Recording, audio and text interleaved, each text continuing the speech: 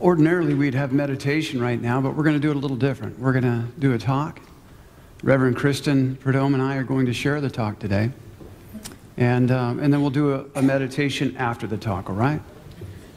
Okay. You know, if I had stuck into the series that we've been doing, the Sermon on the Mount, do you know what topic would have come up today?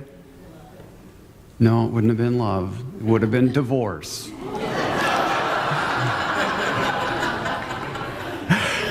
So, you know, which to some of us, it's like taking off handcuffs, but... Oops. No double entendres there. No, but, you know... Shh. But, you know, a word on that is that, you know, for those of us that have survived and been with our partner for 60, 70 years, oh my gosh, what a gift to have not only selected a great partner, but to have found a partner that you can grow together. You know, some relationships go, you know, you're not the person I married. Well, you know, I hope not. 20 years later, you should grow up a little bit. You know? So... And you know, sometimes we grow apart. And I just want to say there's no shame, there's no guilt in having a divorce. You know, for some, it's like getting out of prison. You know, to feel like you've been in a cage and you can't live your life. You can't live your calling. And I'm not inviting anybody for that. I'm just saying that it's a gift when you find couples that have been able to stick it out. So we decided to talk about love today for those that maybe, like me, have had a divorce and then you move on. And you find your calling and you move on. And you find a partner perhaps. And you grow together with that partner. And there's congruency and there's love and there's willingness to work through the trials and tribulations. So I honor everybody that's made it this far. And has this been a beautiful service or what? Thank you, Robert. Thank you, all you couples. I almost lost it. I had to grab the order of service and go, where am I? I almost started crying. Kristen was crying. So it's like, it was so beautiful to see you guys renewing your vows. Wow, what a gift to me. Whoa, okay. Gather myself. Love. Let me just read a couple quotes. In a chapter, this is Transcending the Levels of Consciousness by my favorite author and teacher, Dr. David R. Hawkins. And this is just the beginning of his chapter on love. Love is characterized by the development of an energy that is progressively unconditional, unchanging, and permanent. It does not fluctuate because its source within the person who loves is not dependent on external factors. Lovingness is a way of being in and relating to the world and is forgiving. It's also nurturing and supportive. Love is not intellectual and does not proceed from the mind. Love emanates from the heart. It has the capacity to lift others and accomplish great feats because of its purity of motive. Love takes no position and thus is global. It rises above separation of positionality. So love doesn't favor the Democrats or the Republicans or the Socialists or the Tea Party. Love, like the sun, radiates and shines on all people. It's not divisive. Ego would divide. Ego takes a position. No, this is right and that's wrong. Divorce is wrong. Well, not for the people that got out of jail. And it could be the end of a life for another. But that kind of love that needs to control, that needs to possess, that needs to, you know, I love you, baby. You're not getting out of this. You know, that passion, that's just animal. That's just the animal wanting to mate and procreate. And it's not love. It's not other It's not universal. It's very, very subjective, very positional. Last quote I want to do on this. I don't know why. I've got a serious energy buzz today and my mouth is dry. I just got rocked by that beautiful, wow. Thank you, God, for this. Although love may start out as conditional, with spiritual intention, it becomes a way of life and a way of relating to life in all its expressions. As love progresses, it seeks no return or gain, for it is self-rewarding by virtue of its completeness, since it has no needs. The capacity for love grows so that the more one loves, the more one can love. And there is no end point or limitation in love. In addition, it is discovered that to be loving is also to be lovable. So, I'm hearing an echo. So, what I just want to say is that, we come into this world and we're aware of our animal needs. Hunger, discomfort, we cry, we get attention, we get taken care of. And then as we grow and we mature, we find this quality of love. It's a departing of logic and reason. And love is actually a spiritual birthed phenomena. It is the evidence of the presence of God.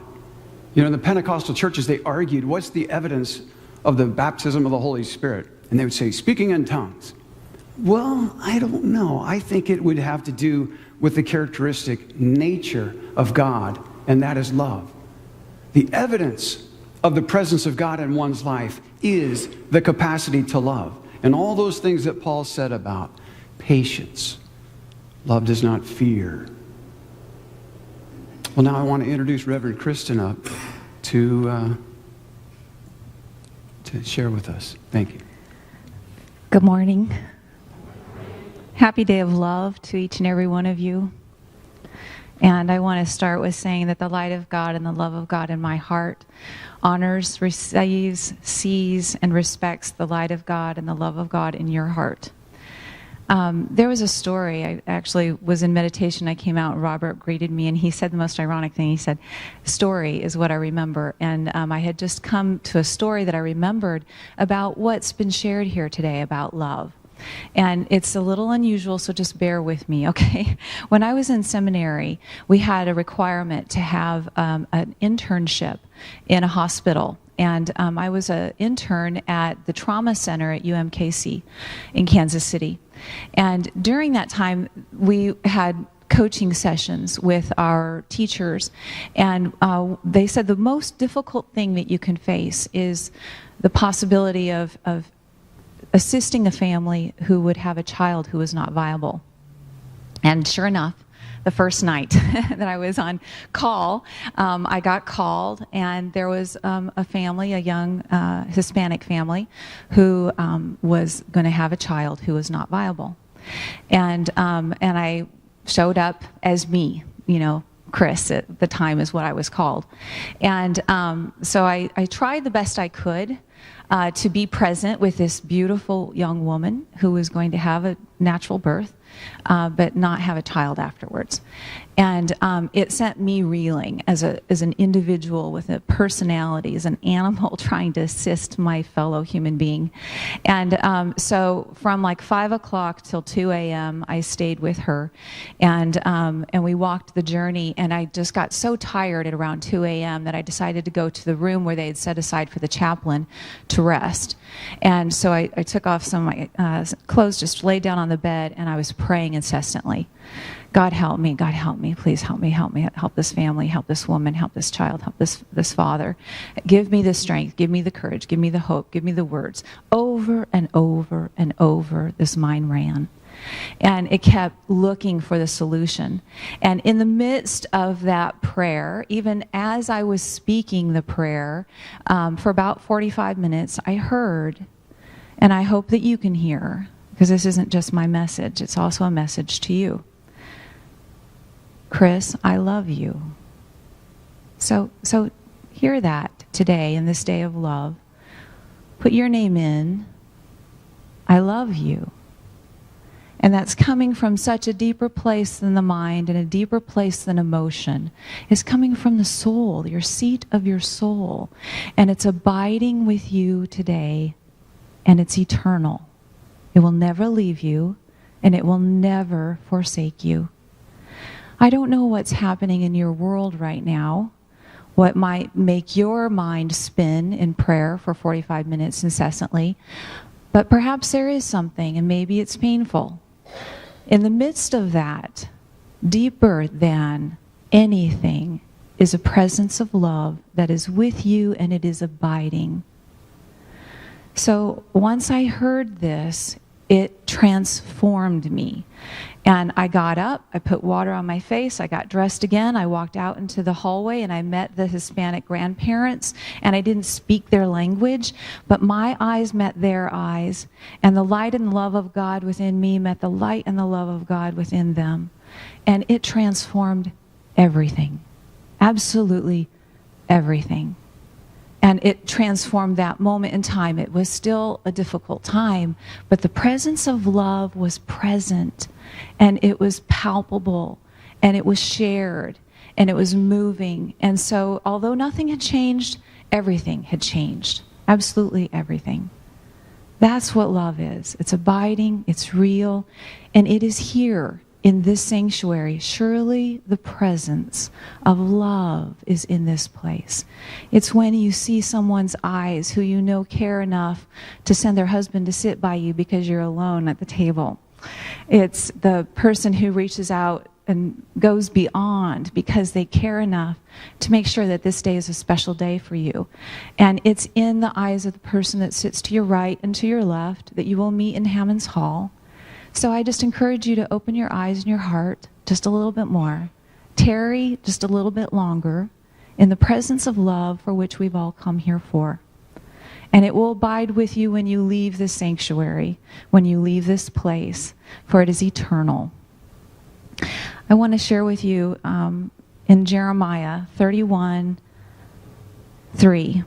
It's written, and I want to hold this only because we know the sacredness of this text. It is written for you, and it says, I have loved you with an everlasting love. Can you feel that? I have loved you with an everlasting love. Therefore, I have continued my faithfulness to you. So let's take these thoughts from the realm of our intellect and the realm of our emotion, which has been so fully touched here today, into the deeper seat of our soul.